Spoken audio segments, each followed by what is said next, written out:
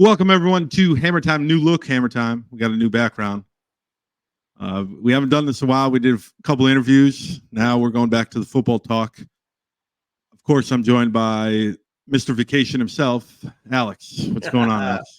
It's great to be back. Love the new graphics. You can send my regards to the graphic design team. They did a great job. That's beautiful. Well, thank you. Like I told you before the show, it took me longer than I want to admit about this graphic, but It looks I great. needed the Pittsburgh skyline and more black and gold. So I'm digging it. It looks great. You did a heck of a job. Not surprised. Thank you. So we haven't really talked about our free agents and roster moves. We're going to kind of go through every guy that we've signed so far, kind of your quick take, and see where we're at, roster situation, our situation is right now. We'll talk the big news, of course, the offense coordinator change, and then a couple guys that I look forward to breaking out this year. So you ready to go? Absolutely, man. Works for me. Are you rested? You ready to go? I'm ready to go. I mean, I had a hard time sleeping while I was away, but just thinking about getting back on the show. But I'm good now. I'm like in the groove. I'm ready to roll. You want to get your Chris Blue plug in now? Because I was looking at the script. I was like, where can he put it in? And I'm like, I'll find a way. Probably more than one. All right, hey, Sean Brown.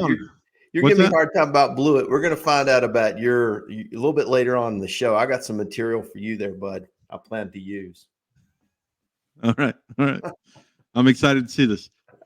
Free agents. We'll start with Sean Brown. He's the most recent free agent by a couple hours, I guess. Center for the Stars, 2-year player. He's a free agent. We stole a starting center from the Stars, our biggest rival, one of our biggest rivals. Your take on Sean Brown, Mississippi Valley State? Yeah. Big personality. We interviewed him before last season when we were back with the USFL network. Big personality. He was living with all the offensive line guys. He just seems like a good culture guy, which is great for us again. Your take on Sean Brown? Yeah, it's a great signing, and I'm excited too. Again, personality, we talked about it. We've touched on a lot of our shows, right? The culture that, the Maulers go for certain guys and it's certain fit. So yes, he'll be a great fit with us. I like also, again, our offensive line struggled early in the year, got much better later in the year last year. I like the pieces that we're adding to supplement and to, sort of build that depth that maybe we didn't have in the early part of last year. So I think it's a great signing. And I'm glad he's with us. And it's always nice to get somebody from Philly to come across the state and play for the good guys. Exactly. Well, the biggest thing is with the offensive line, it seemed like they were focusing on the tackles a lot. Yeah. Like Broderick's Ham right there. Austin Reeves, who's kind of flexible. It's good to get another interior offensive line. I think that it can only help us. And I believe with the news that we're going to say about Emerson Martin not being there next year. Right. Now you got an open competition. You got a lot of talent. You're just accumulating talent for this open competition for this new coach, whoever it may be. We don't have a name yet. And I think Sean Brown's a great fit because he has played in the USFL, and he's played at this level, and he's been somewhat successful as a starter. So I look forward to that addition. And some of these guys are versatile. You hit on it. Where do they fit? Where do we plug them in, right? And I think that's going to be nice that we have so many guys coming back, and then we're adding, to your point, talent, guys who are established in the league to join us. And then where do you put the pieces together, right? So, I feel much better about the offensive line going into 2024 than 2023, no doubt about it. Without a doubt. Before we move on, we'll just go with Broderick's Ham. We interviewed him a couple weeks ago. Great guy, Auburn guy, through and through. Auburn, like I watched the interview after, and I'm like, man, this guy, when you cut his arm, he's bleeding orange and blue, man, and he's screaming War Eagle on his deathbed. Like this guy is. Do you remember the guy with Alabama and Auburn, and the Alabama guy poisoned the trees? I forget his name. Yeah, like Broderick's just buys into that rivalry so much, and like when you talk to someone that's been a part of that rivalry, it just was like, man, this is a real thing. And I live in Georgia, and it's a real thing. But it just, when you hear someone that's been part of the Iron Bowl, you're just like, wow, like that's just insane. But he seems like a great guy, and he's flexible. He doesn't want to be on the left side, but he'll play anywhere else. I told him I'd come to training camp and work with him if he wants to go to the left. Try to come off that edge and see if he can block me. So, if he ever, if he wants to take me up on it, I'll get down there and get in the sprinter stance, see if I can beat him. I'm doubtful I can do that. But, yeah, he's a great guy. And, like you said, he can plug in different places as well. Again, another division rival in the Panthers. We're getting a guy that's coming over, a proven player, no question about it. I think he'll be a very good fit from a personality standpoint. But, it was it's hard not to get caught up in the emotion when he was talking about Auburn and what Auburn meant to him and what his recruiting process was like at Auburn.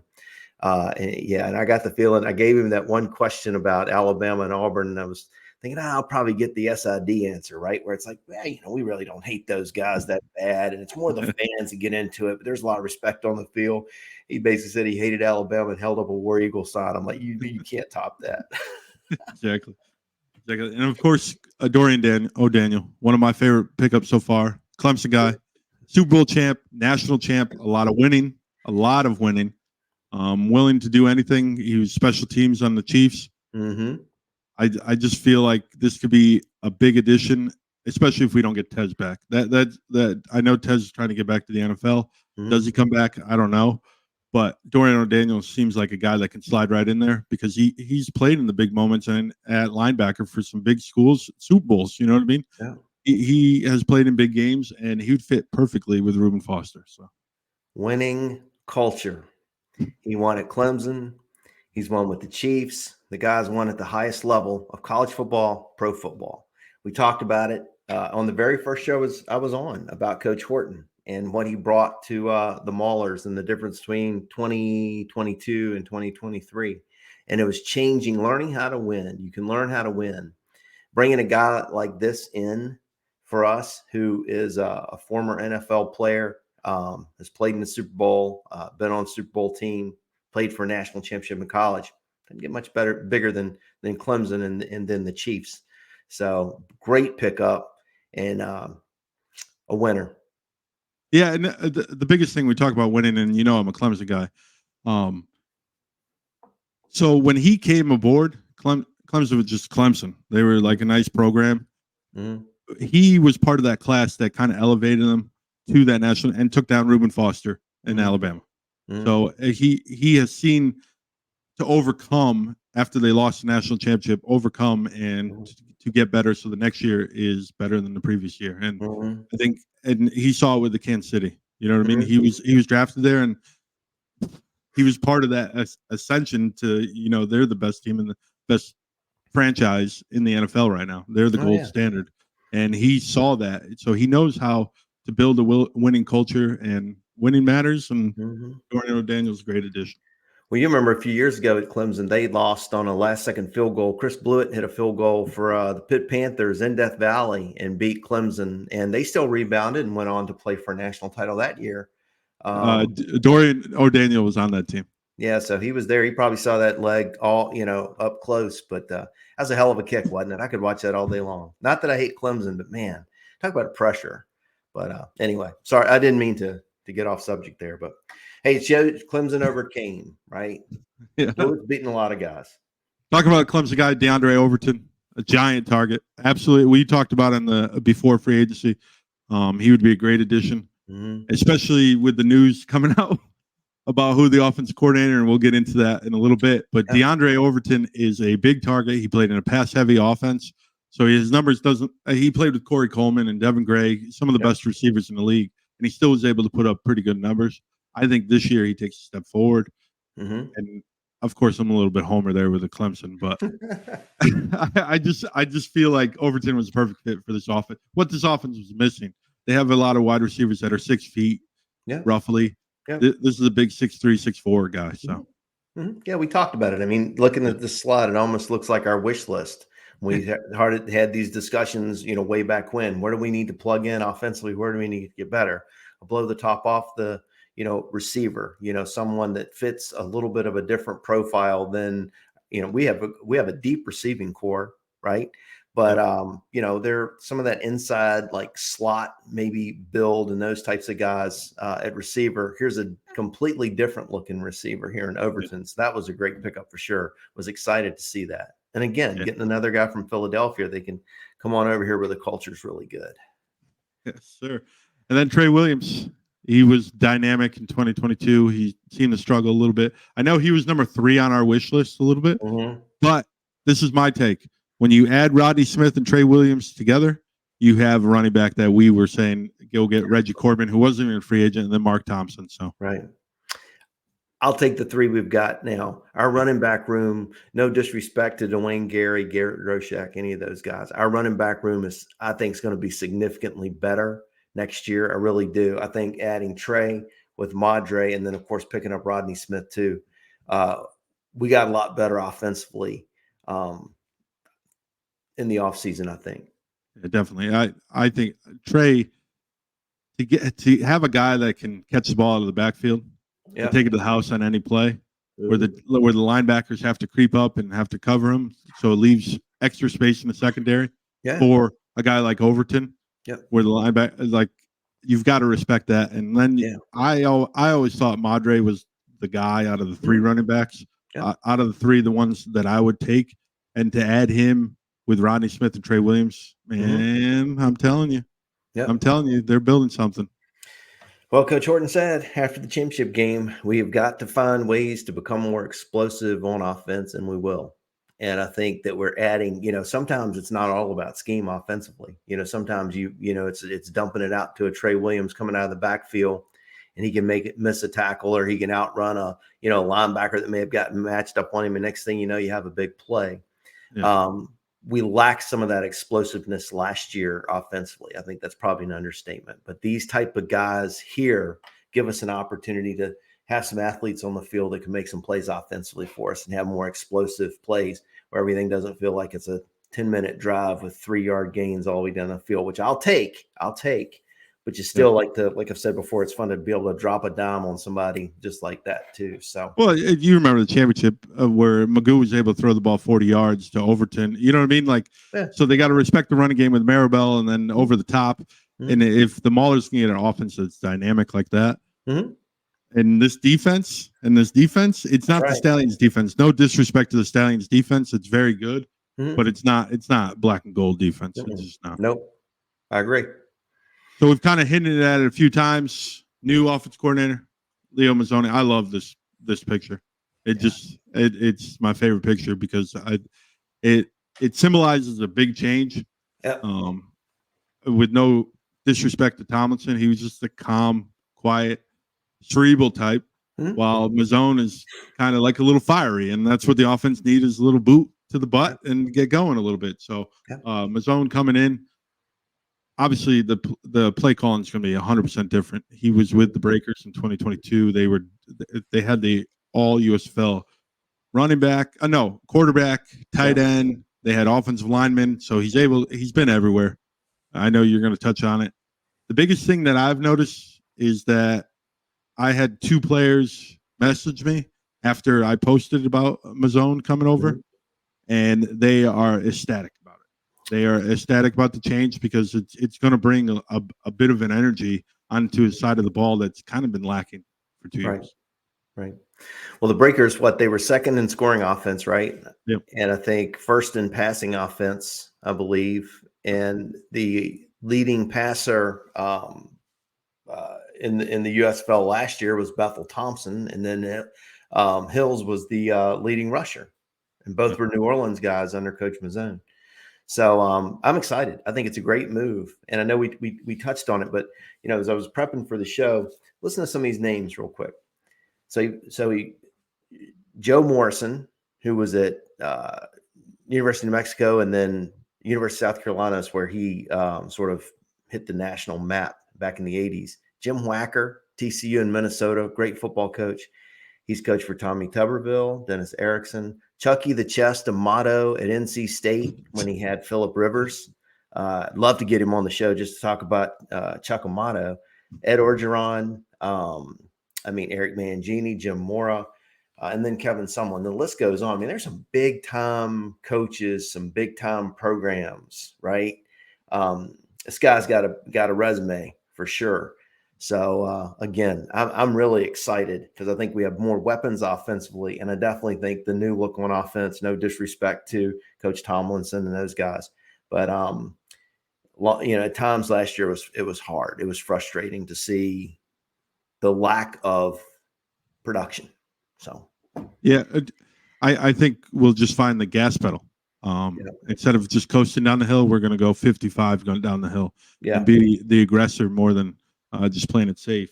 Yep. I've listened since we've announced Mazzone coming. I've listened to a couple podcasts with him, and his offense is pretty unique. Like he's got his own style of offense.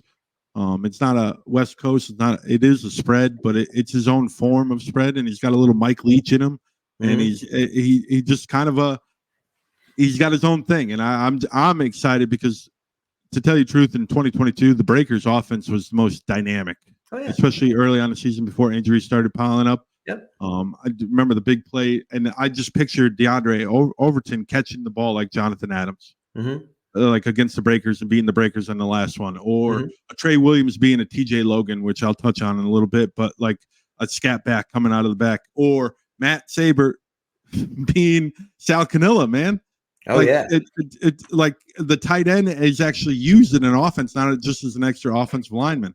And then you add, and like you said, and then you got Henny, who I think is a quicker Johnny Dixon. Johnny Dixon, no disrespect to him, but Henny can fill that role. And Josh Simmons, like there's so many opportunities for this offense to take it to the next step, and to have a guy here that's just going to find the gas pedal. I'm super excited. And you know what the best thing is? I think this fits Troy Williams' game a little bit better because it's a quicker offense, and it's dinking and dunking a little bit, then looking for shots, and he's able to move a little bit.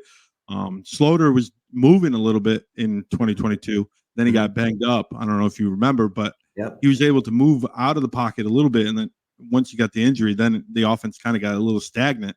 Right. But I think Troy is able to move at a better pace than Kyle Slaughter. And if you got running backs like Ronnie Smith and not just TJ Logan like they had that year, I'm excited. I think this is a great hire from whoever hired him. If it's Polian, if it's Jaron, if it's Ray, it doesn't make a difference. This is a great addition to the staff. I don't think there's any question. I totally agree with you. It's funny though, because I was going to ask you, when you talk about system, because that happens, it was interesting when we had Coach Meyer on the talking, hey, what's your philosophy on it from a defensive standpoint? And he said, basically his philosophy is dictated by the personnel he has, right? So, and that makes perfect sense. I get it. But I was going to ask you how you feel like, excuse me, Mazzone's system will work with the guys that we currently have in place. And as you're talking through it, it's like, heck, you're naming them and where they would plug in already. So, as you were going, I'm like, yeah, I could see that. Yeah, I could see that. So, I can't wait to see how different we look in 2024 offensively with many of the same folks. Yeah. And it's not a big overhaul. And I know they brought in guys on the offensive line and they added a couple weapons. The running back room changed the most, obviously, but I just feel like this offense is just going to be so.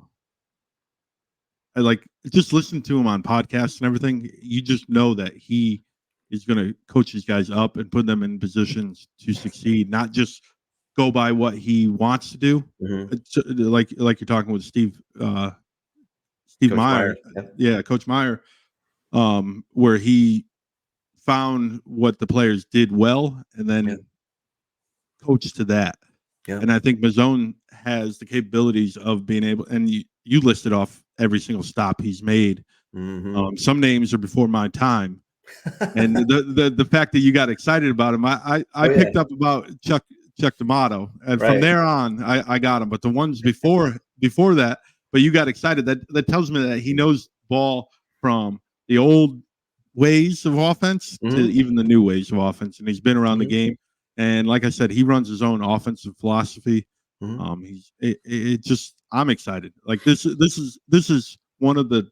If I had to make a checklist going into the offseason, what needs to change, a new OC would probably be one of the top things, and or a different philosophy on offense. I should say, as long as the offense had a little pep to their step, Yeah. I would be on board. So, Well, and to me, again, when we sort of rattle off that list of coaches, they're quality names on there. I mean, these are. I mean, again, even when I go back to Jim Wacker's one that popped out at me, he was at Texas Christian and Minnesota, two really tough places to win back in the '80s, and he did fantastic both spots. He brought TCU to a bowl game in the early '80s, and they'd been really down throughout most of the '70s and into the early '80s, and he turned around. So I guess, you know, if you know, those were two really good coaches back in the '80s, and then you look at Dennis Erickson and you look at national Amato. champion. Oh my God, exactly. Jim Mora. I mean, we know what Jim Mora can do. Kevin Sumlin. He's played and you know, a lot of really good.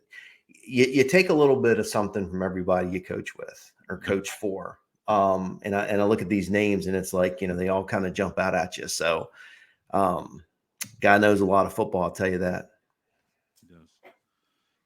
Talking about it, breakout candidates. I came up with a list, 5 guys. Matty Sabert. He's I think the guy that's going to be affected the most in the change in offense. Mm-hmm. Sal Cannella had 34 catches in that 1 year in New Orleans, 60 targets. Matt Sabert has had 27 targets in 2 seasons combined. It's going to be a completely change in offense. And Sabert, if you look at his numbers and if you dig real deep into it, he gets a lot of first downs. Mm-hmm. So he's got a lot of big catches. Now, if he gets that Sal Cannella role and he's making those, you know, those catches, because he is always fighting for that extra yard. I don't know if you ever pick up on that. They always need a gang tackle. Yeah. It's not a single guy. I think he's going to be next level Matt Sabert this year. So yeah, his life changed a lot with this move, no doubt, because we saw how New Orleans uses a tight end and how they used it this past year in Mazzone's offense.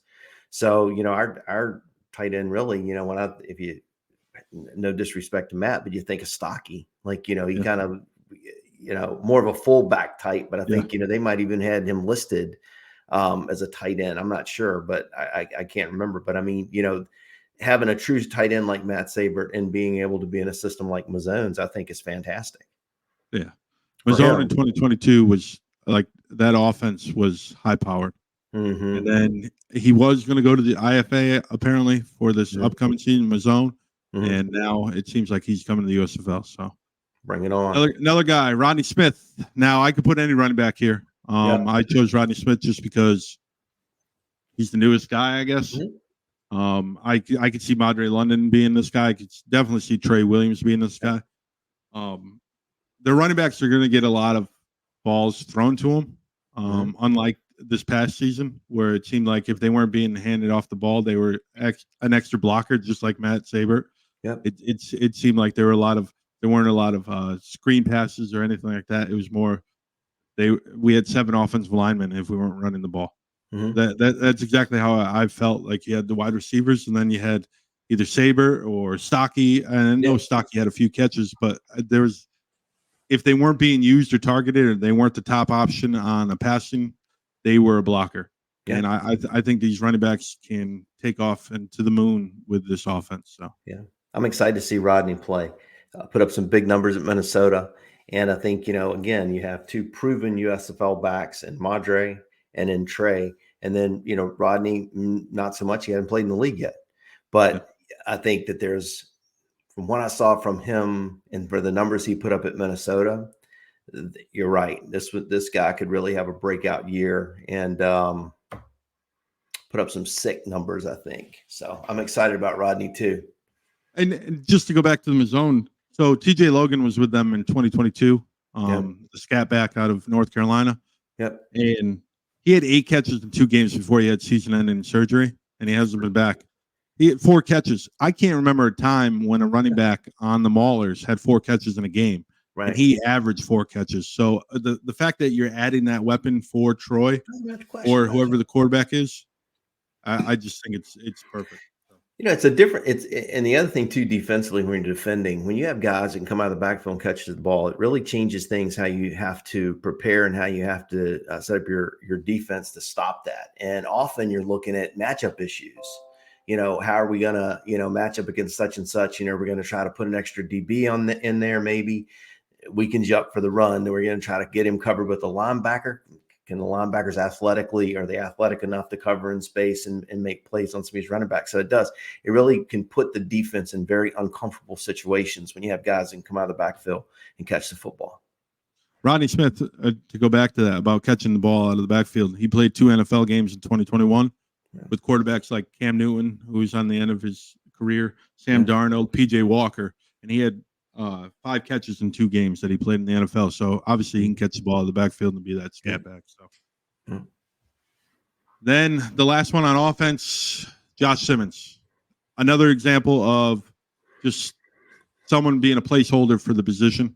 I think a wide receiver is going to break out. I think you saw Henny take that step forward after his first year. I think Simmons could be one of those guys that just takes the step forward and becomes a weapon. And you saw that more towards the end of the season. He was catching the ball. He had that great catch against the Panthers. And I think he can fit that Johnny Dixon role if we're going to compare it to the New Orleans, just like Isaiah can. Now, if you have 2 of those guys, man, come on, this offense could be rolling. It's going to be rolling. We don't mean to jinx Coach Mazzone already, but I mean, come on. I'd be averaging 40 points a game with all these weapons. All right. Before we go on to the defense, I got a surprise for you. Uh-oh, here we go.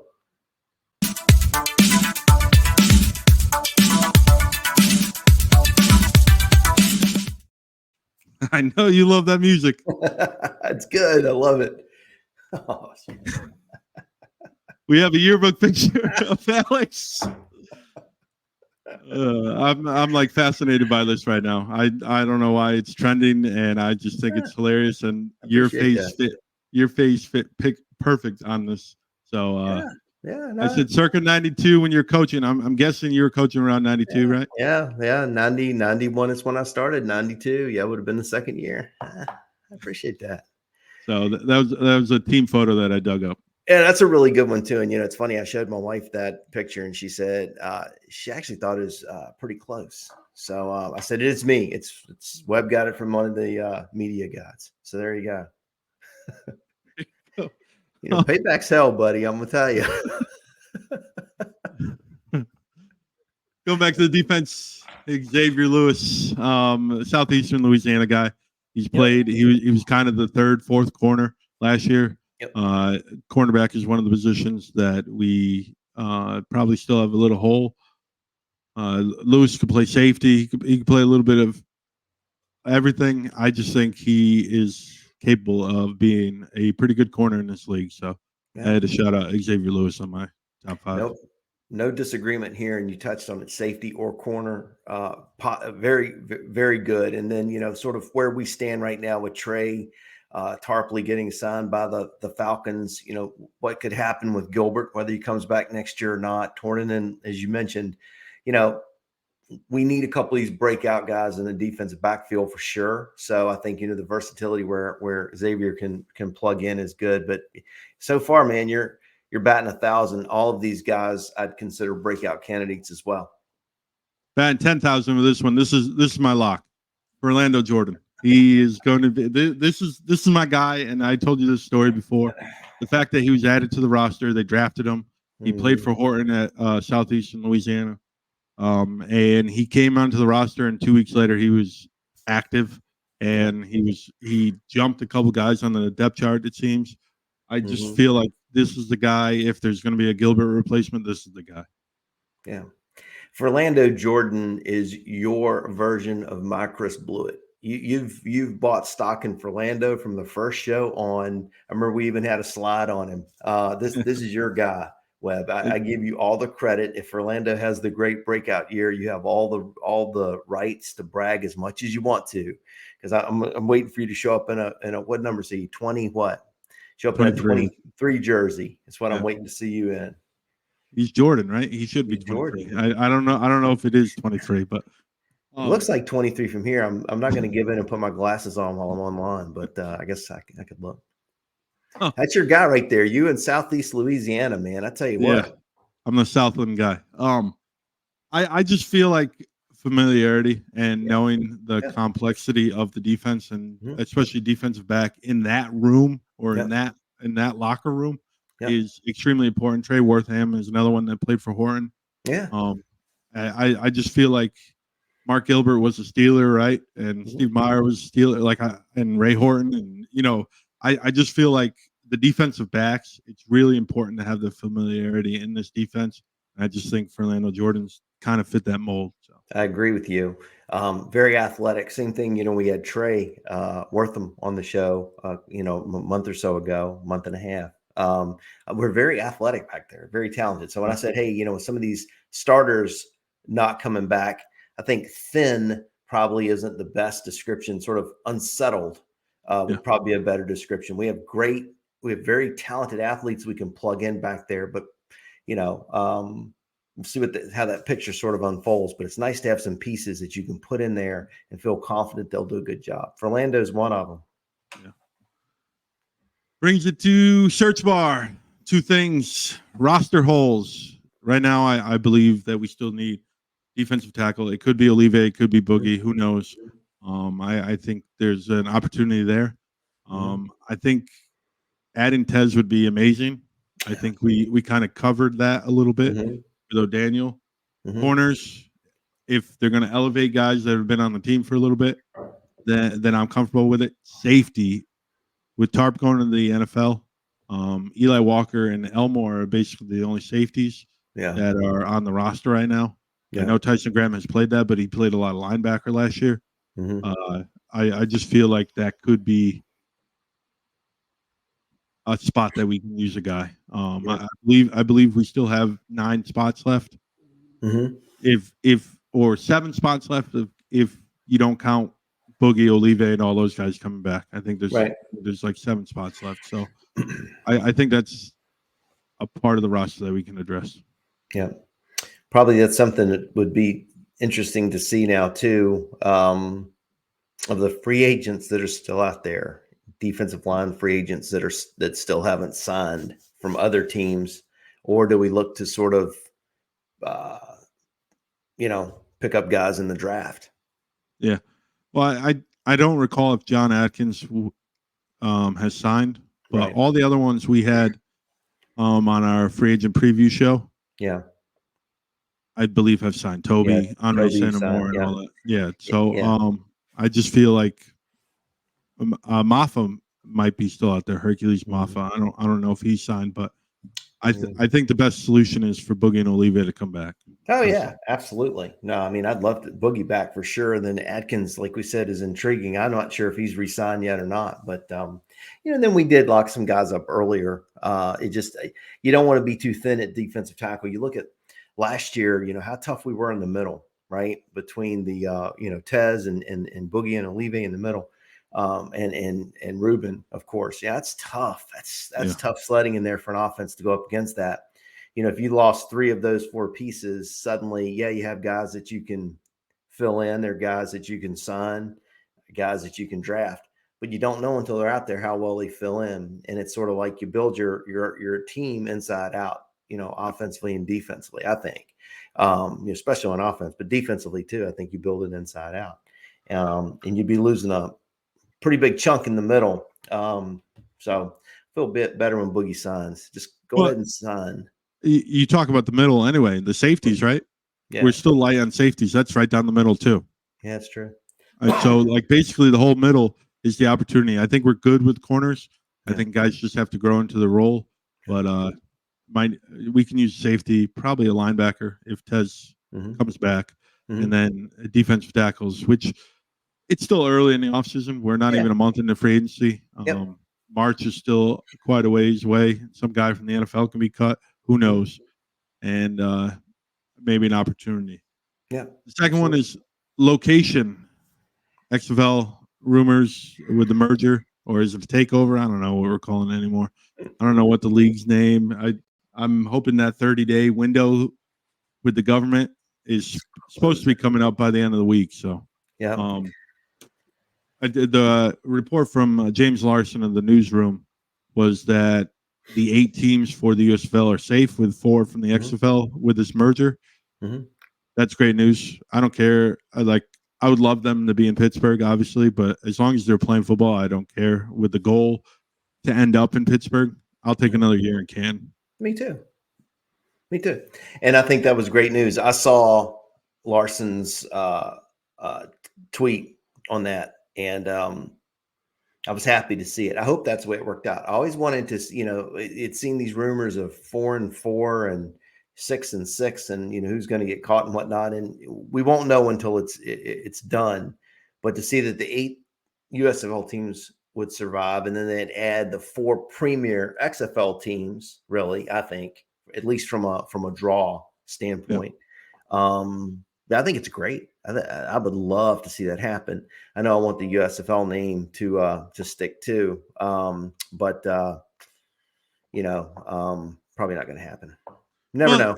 You don't know because they both registered for trademark on the name, both the XFL and the USFL. So who knows what's really happening, if it's just for show and negotiating ploy. Right. Who knows what they're really thinking about. And I just want it wrapped up so we can move on and we can focus on football instead of the office stuff. Now, I love the general manager office stuff, but this league stuff and the legal jargon and all that, I'm good with that. Like I'm burnt out in a month. Yeah. Well, you stick with the 8 from our side, the 4 from their side. You're looking at 6 hubs. I mean, I think you could realistically come up with 6. I would think 6 hubs, right? Yeah.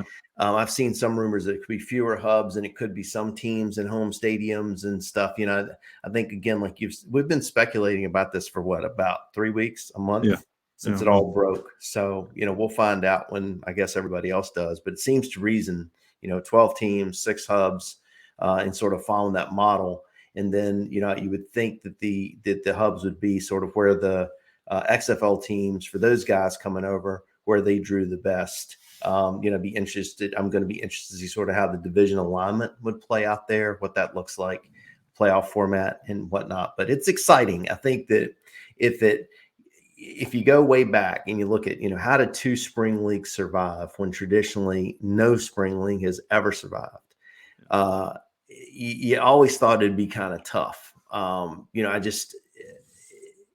This happened a lot sooner than I thought it would, but I'm excited about it. And I think it does make our product, it does make spring football more viable. Yeah. I think when you talk divisional lineup with the 4 that are rumored, it's actually really easy. I think DC and St. Louis go to the north, and then the 2 in Texas go to the south, and you're done deal. And I think with the Texas teams and with Houston, outside of Birmingham, really, New Orleans and Memphis, that's all right there. You know what I mean? Like the travel is not that bad. It'd be interesting. If they take over St. Louis, they need to have a team in St. Louis, because that was the one. I know DC did great as well, but St. Louis was by far the best. Absolutely. No question. All right, man. We made it through another one. Episode 52, man.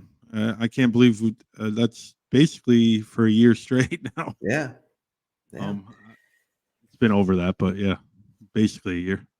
Cranking out the content, bud. Good stuff too. It feels like, I remember when we first started talking about doing the show together, in the frequency of the show, and the fact that we're covering the Maulers. That's where we focus, right? That's sort of our thing. Like you've said many times, we're the only show in the world that's focused on the Pittsburgh Maulers. There's a lot to talk about.